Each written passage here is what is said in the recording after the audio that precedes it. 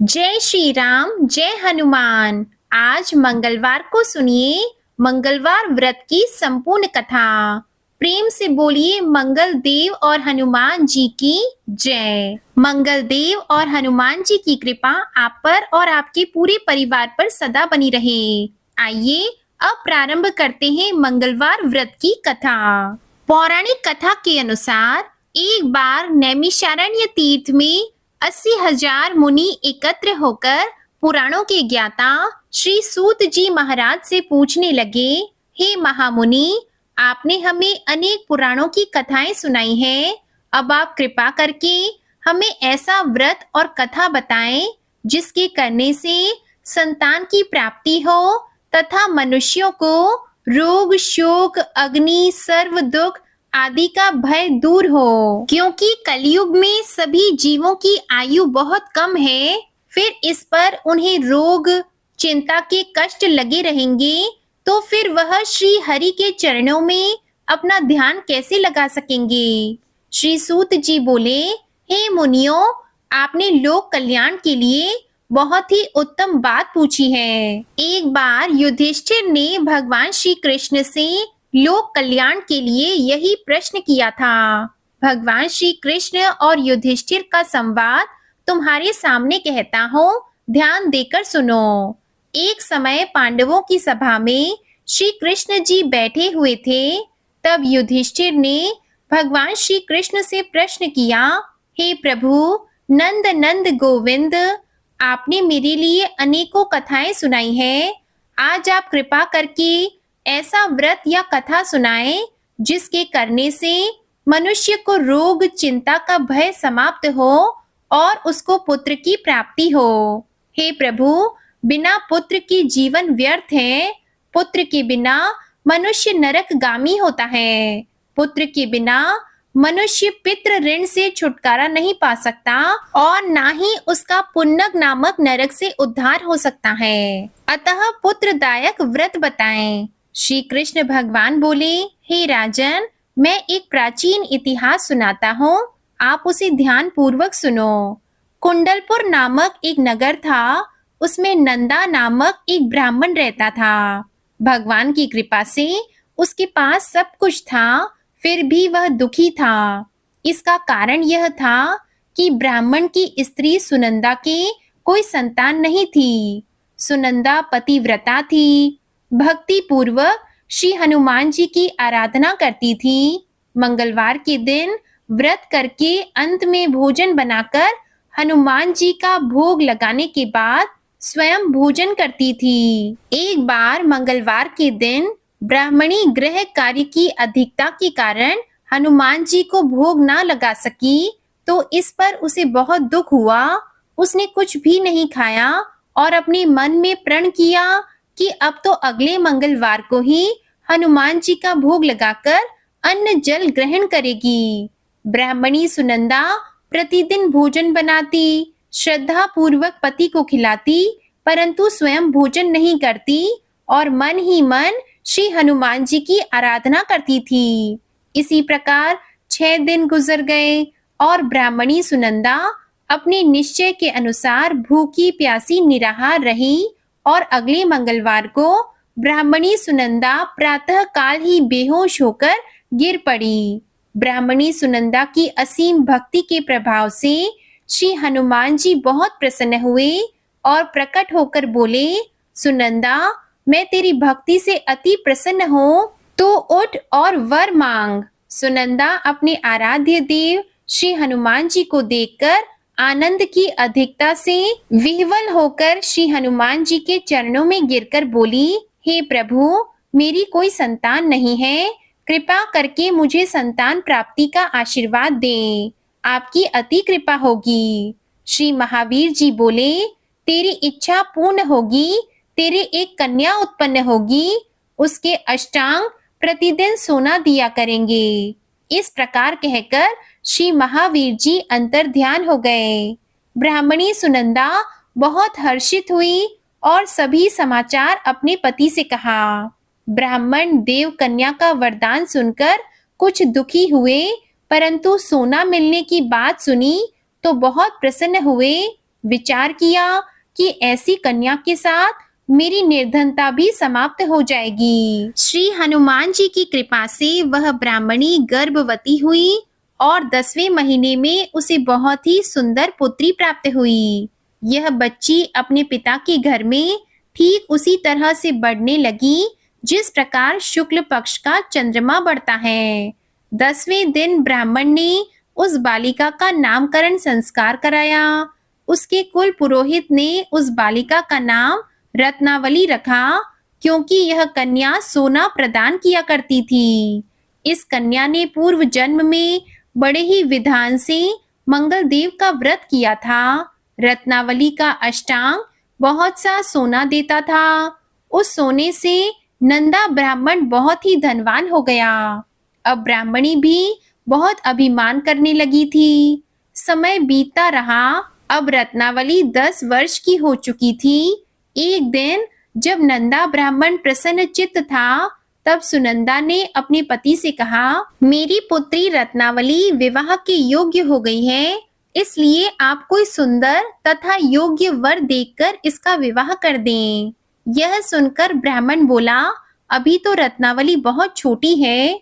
तब ब्राह्मणी बोली, शास्त्रों की आज्ञा है कि कन्या 8वें वर्ष में गौरी, 9वें वर्ष में रोहिणी, 10वें वर्ष में कन्या, इसके पश्चात रजस्वला हो जाती है। गौरी के दान से पाताल लोक की प्राप्ति होती है। रोहिणी के दान से वैकुंठ लोक की प्राप्ति होती है। कन्या के दान से इंद्र लोक में सुखों की प्राप्ति होती है। अगर हे पतिदेव रजस्वला का दान किया जाता है तो घोर नरक की प्राप्ति होती है। इस पर ब्राह्मण बोला, अभी तो रत्नावली मात्र 10 ही वर्ष की है और मैंने तो 16-16 साल की कन्याओं के विवाह कराए हैं, अभी जल्दी क्या है।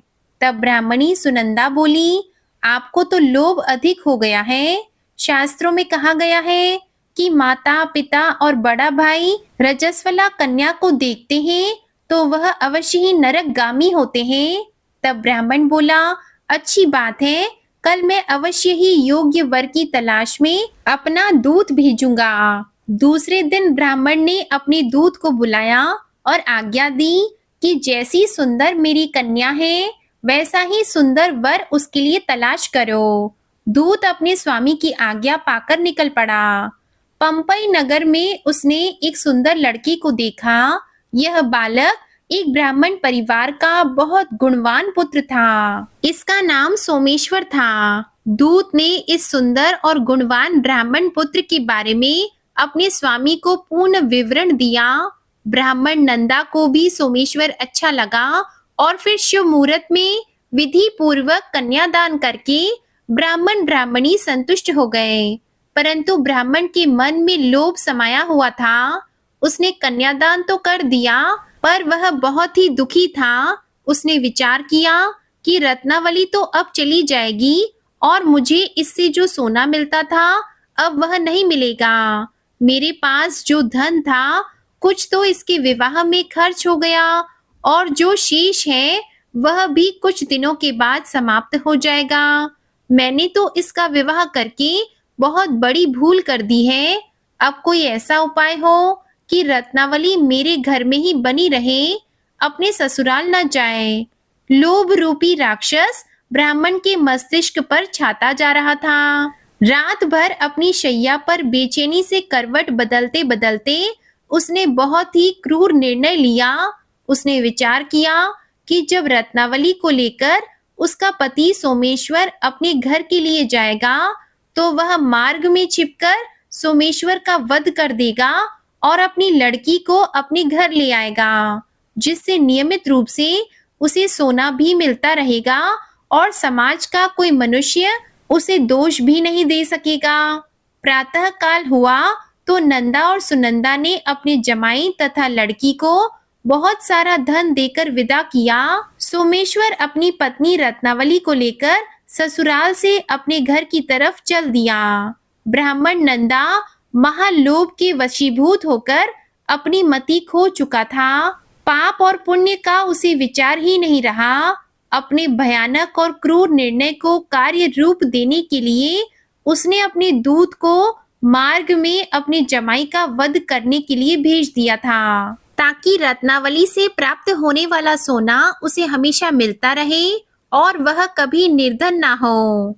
ब्राह्मण के दूत ने अपने स्वामी की आज्ञा का पालन करते हुए उसके जमाई सोमेश्वर का मार्ग में ही वध कर दिया। समाचार पाकर ब्राह्मण नंदा मार्ग में पहुंचा और रुदन करती हुई अपनी पुत्री रत्नावली से बोला, हे पुत्री, मार्ग में लुटेरों ने तेरे पति का वध कर दिया है। भगवान की इच्छा के आगे किसी का कोई वश नहीं चलता।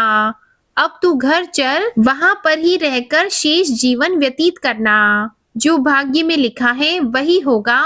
अपने पति की अकाल मृत्यु से रत्नावली बहुत दुखी हुई और रुदन करते हुए अपने पिता से बोली, हे पिताजी, इस संसार में जिस स्त्री का पति नहीं है उसका जीना व्यर्थ है। मैं अपने पति के साथ ही अपने शरीर को जला दूंगी और सती होकर अपने इस जन्म को, माता पिता के नाम को तथा सास ससुर के यश को सार्थक करूंगी।